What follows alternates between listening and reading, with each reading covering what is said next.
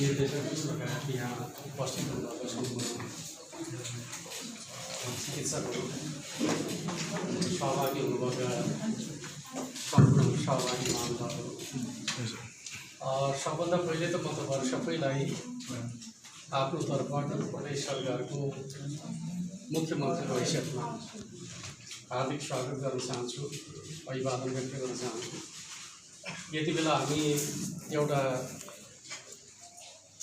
विश्व महामारी कोभिड-19 का विरुद्धको सङ्घर्षमा जुटिराखेका छौँ।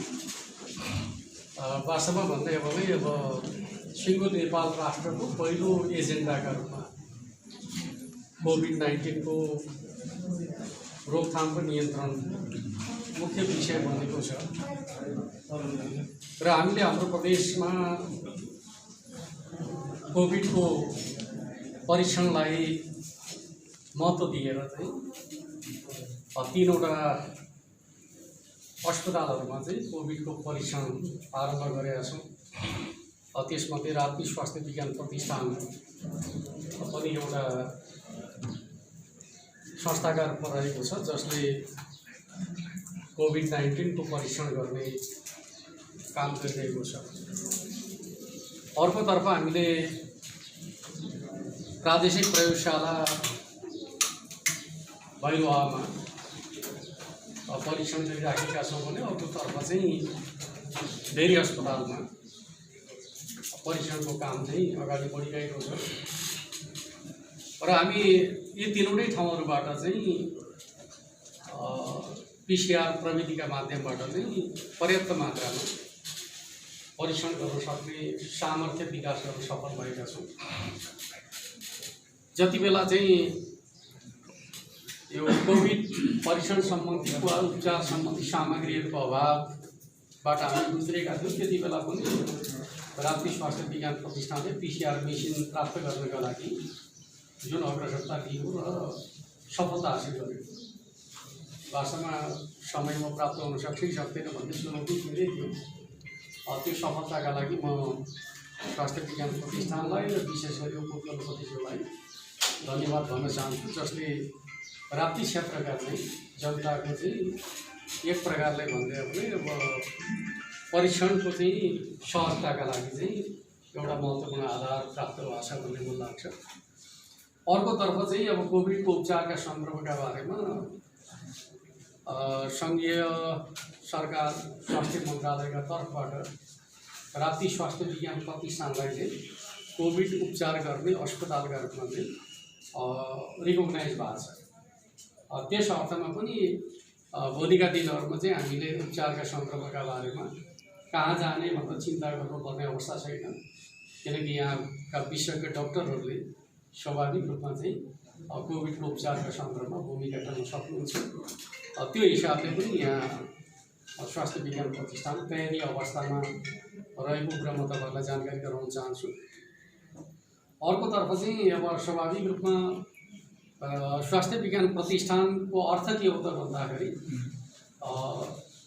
चिकित्सा शिक्षा र सेवा दुईवटा त्यसका अनिवार्य कम्पोनेन्ट हुन्। वास्तवमा स्वास्थ्य विज्ञान प्रतिष्ठानहरूले चाहिँ सम्बन्धित क्षेत्रका चाहिँ जनतामा देखा पर्ने सम्भावित रोगहरूको पनि अनुसन्धान गर्ने सामर्थ्य राख्नुपर्छ। अनुसन्धानको काम पनि एउटा महत्त्वपूर्ण विषय हुने गर्छ। यद्यपि हामी यहाँ चाहिँ अनुसन्धानका पक्षहरू अत्यन्त कमजोर छन्। भविष्यमा हामीले त्यसलाई बढाएर लानुपर्ने हुन्छ, किनकि हामी कहाँ कुन प्रकृतिको चाहिँ रोगहरूको चाहिँ बढी सम्भावना छ त्यसका आधारमा केन्द्रित भएर चाहिँ अस्पतालहरूको व्यवस्थापन गर्नुपर्ने हुन्छ। त्यो चिज चाहिँ स्वाभाविक रूपमा अनुसन्धान प्रक्रियाले चाहिँ बढी प्रभावित गर्छ भन्ने मलाई लाग्छ। जस्तो कि अब थारू समुदायका बिचमा एउटा विशेष प्रकारको सिकलेसको जुन प्रकारको समस्या देखा पर्यो, त्यो चाहिँ एक प्रकारले अनुसन्धानबाटै प्राप्त भएको चिज हो। आजभन्दा 5 वर्ष पहिले चाहिँ त्यो विषयलाई मान्छेले रोगको रूपमा ठानेकै थिएन। भन्दाखेरि चाहिँ अनुसन्धानको प्रक्रियाबाट नयाँ रोगहरू पत्ता लाग्छन् र त्यसका आधारमा उपचारको विधिहरू पनि तयार गर्नुपर्ने हुन्छ। त्यो काममा पनि स्वाभाविक रूपमा स्वास्थ्य विज्ञान प्रतिष्ठानहरूले चाहिँ नेतृत्वकारी भूमिका निर्वाह गर्न सक्छन्। अर्कोतर्फ हामी दङ्गाली जनताहरूका सन्दर्भमा कुरा गर्दाखेरि चाहिँ स्वाभाविक रूपमा चाहिँ यही ठाउँमा चिकित्सा शिक्षा आर्जन गर्न सक्ने सुनिश्चितता होस् भन्ने कुरा जनताको अपेक्षाको कुरा रहेको छ। त्यसका लागि स्वाभाविक रूपमा चाहिँ जग्गा प्राप्तिको विषय एउटा आवश्यकताको विषयका रूपमा रहेको छ। यद्यपि अब जग्गा प्राप्तिका सन्दर्भमा एक चरणको प्रक्रिया त अगाडि बढाएको थियो, बिचमा अगर त्यो सफल हुन सकेका छैन। म चाहिँ के अनुरोध गर्छु भन्दाखेरि स्वास्थ्य विज्ञान प्रतिष्ठानले चाहिँ चिकित्सा शिक्षाका सन्दर्भमा चाहिँ जग्गा प्राप्ति गरिकन चाहिँ अगाडि बढ्यो भने त्यसका आधारमा पूर्वाधार विकासका सन्दर्भमा म आफ्नो तर्फबाट चाहिँ प्रयास गर्नेछु भन्ने कुरा यहाँ राख्न चाहन्छु। किनकि बङ्गाली जनताको चाहना भनेको एउटा बलियो पूर्वाधारसहित चिकित्सा शिक्षा चाहिँ प्रदान गर्ने कुरामा राष्ट्रिय स्वास्थ्य विज्ञान प्रतिष्ठान सफल हुनुपर्छ। अर्कोतर्फ चाहिँ स्वास्थ्य विज्ञान प्रतिष्ठान भराईमा स्थापना भइसकेपछि अब रिफर गर्ने कुरा चाहिँ अन्त्य हुनुपर्छ भन्ने लाग्छ। प्रायः हाम्रो चाहिँ दानको समस्या के छ भन्दाखेरि चाहिँ रिफर सेन्टरका रूपमा चाहिँ काम गर्नु पर्यो विगतमा। अब हामीले चाहिँ रिफर गर्ने होइन, रिफर भएका बिरामीहरूलाई एसेप्ट गर्ने हो। अरू ठाउँबाट चाहिँ रिफर भएका बिरामीहरूलाई उपचार गर्ने ठाउँ कहाँ भन्दाखेरि चाहिँ राप्ती स्वास्थ्य विज्ञान प्रतिष्ठान हो भन्ने मान्यतालाई स्थापित गर्नु जरुरी छ। त्यस अर्थमा विशेषज्ञ सेवा चाहिँ विस्तार गर्ने र त्यस प्रकारको सेवा प्रदान गर्ने कुरा चाहिँ गर्नुपर्छ भन्ने मलाई लाग्छ। त्यसका लागि स्वाभाविक रूपमा अहिलेको हाम्रो पूर्वाधार चाहिँ अपर्याप्त छ।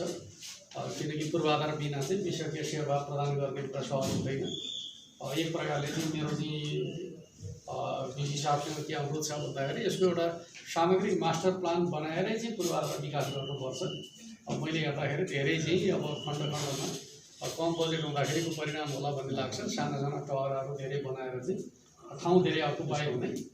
तर अस्पतालका सन्दर्भको मेरो चाहिँ आफ्नो बुझाइ के छ भन्दाखेरि अस्पतालको भौतिक वातावरण आफैमा बिरामीका लागि चाहिँ म यो राम्रो ठाउँमा आएँ भन्ने कुराको अनुभूति गराउने खालको हुनुपर्छ। किनकि बाहिरी वातावरणले मानिसहरूलाई प्रेरित गर्छ।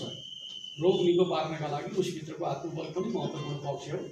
त्यो आत्मबल बलियो बनाउनका लागि चाहिँ बाहिरी वातावरणहरू पनि राम्रो हुनुपर्छ। त्यस अर्थमा चाहिँ हामीले चाहिँ पूर्वाधारका नाममा जथाभावी संरचना निर्माण गर्ने कुरा भन्दा व्यवस्थित संरचना निर्माण गर्ने र खुला ठाउँ पर्याप्त राख्ने र एउटा सुन्दर बगैँचाको निर्माण गर्ने खालको कुरा गर्दाखेरि उपचारमा एक प्रकारले सहयोग पुग्छ भन्ने मलाई लाग्छ। अब यहाँ विशेषज्ञ डक्टरहरू हुनुहुन्छ, धेरै ठाउँका अनुभवहरू उहाँहरूसँग छन्। त्यस अर्थमा यो चिजलाई पनि ध्यानमा राखेर चाहिँ एउटा व्यवस्थित कार्ययोजनाका साथ अगाडि बढ्नुभयो भने त्यसमा चाहिँ अब मुख्यमन्त्रीको हिसाबले मेरो हरदम सहयोग रहनेछ। अर्को कुरा अब स्वाभाविक रूपमा राप्ती स्वास्थ्य विज्ञान प्रतिष्ठानसँग जोडिएर स्थानीय विवादहरू बेला बखत देखिने गरेका छन्। मेरो चाहिँ अब नेतृत्वको हैसियतमा चाहिँ उपकुलपतिज्यूसँग के आग्रह हुन्छ भन्दाखेरि स्थानीय विवादबाट माथि उठ्नुपर्छ भन्ने लाग्छ। किनकि मूल नेतृत्व स्थानीय विवादबाट माथि उठ्यो भने मात्रै हामीले चाहिँ विकास निर्माणका कामहरूलाई प्रभावकारी ढङ्गले अगाडि बढाउन सक्छौँ। स्थानीय विवादमा अल्झियो भने के हुन्छ भन्दाखेरि जति फराकिलो दायरामा सहयोग प्राप्त गर्नुपर्ने हो त्यो सहयोग प्राप्त गर्न चाहिँ कठिन हुन्छ। यो कुरा चाहिँ हाम्रो राप्ती स्वास्थ्य विज्ञान प्रतिष्ठान स्थापना भएदेखिका समस्याहरूका हामी सबै भुक्तभोगी छौँ।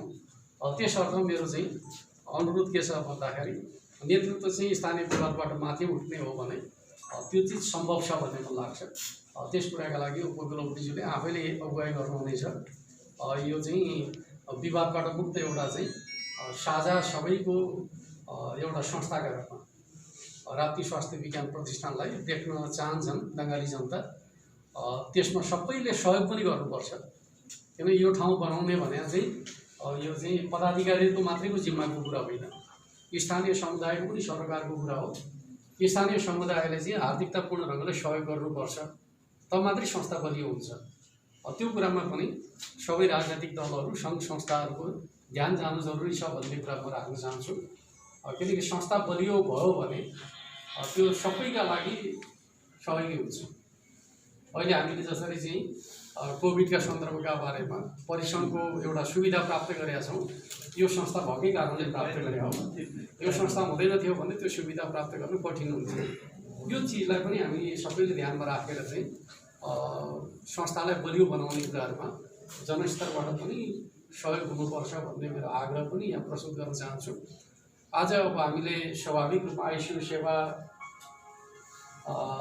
को शुभारम्भ गरेका छौँ।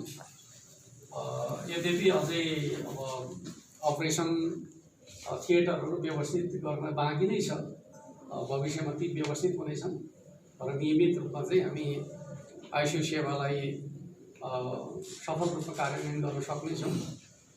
यद्यपि अहिले चाहिँ अब कोभिडसँग जोडिएर पनि अब हामीले तयारी अवस्थामा बस्नुपर्ने सधैँ छ। यद्यपि नेपालका सन्दर्भको कुरा गर्दाखेरि कोभिडका केसहरू चाहिँ त्यति जटिल देखिएको छैन, जसका लागि हामीले आइसियु सेवा प्रदान गर्नु परोस्, भेन्टिलेटरमा राख्नु परोस्। त्यस प्रकारको स्थिति चाहिँ नेपालका सन्दर्भमा अहिलेसम्म जति केसहरू देखा परेका छन् त्यो तहका छैनन्। एक प्रकार आइसोलेसनमा राख्दाखेरि पुग्ने खालका केसहरू नै छन्। त्यसले गर्दाखेरि हामी धेरै आत्तिनुपर्ने विषय छ भन्ने मलाई लाग्दैन। एउटा कुरा मैले यहाँ यो कार्यक्रमको माध्यमबाट के भन्छु भन्दाखेरि कोभिडका बिरामीहरू चाहिँ देखिने बित्तिकै डराउनु पर्ने अवस्था चाहिँ भयो। कोभिड सङ्क्रमण भनेको चाहिँ सम्पर्कमा आएपछि मात्रै हुने हो। त्यस अर्थमा कोभिडको